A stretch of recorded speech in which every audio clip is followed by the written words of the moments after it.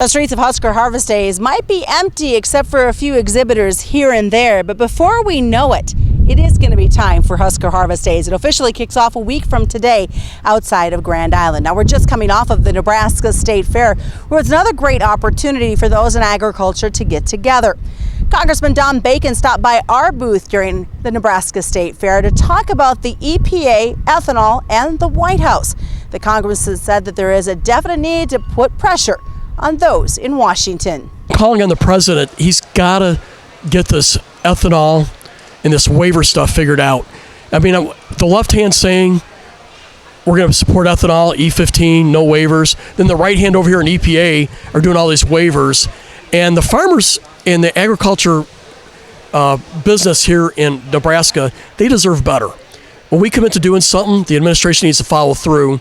And it was not right what we're seeing with these waivers. So we're going to work hard and push back on the White House to get this right. We have to have what I call a synchronized policy, not a disjointed policy on this. It sounds like they were, but they should not have been. We have been wanting a strong ethanol policy, or at least make a policy and stick with it. And ethanol, Nebraska is the number 2 exporter of ethanol, and it's very important to our economy.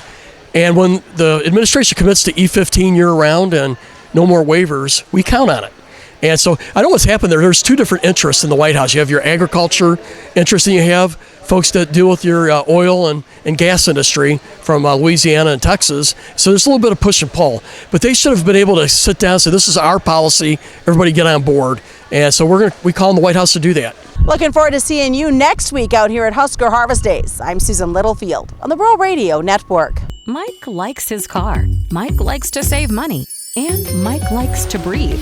So Mike fills up with E15 with 15% American ethanol. The clean octane in E15 gives Mike the performance he wants from his engine and the clean air he wants for his family. Better yet, E15 costs less at the pump.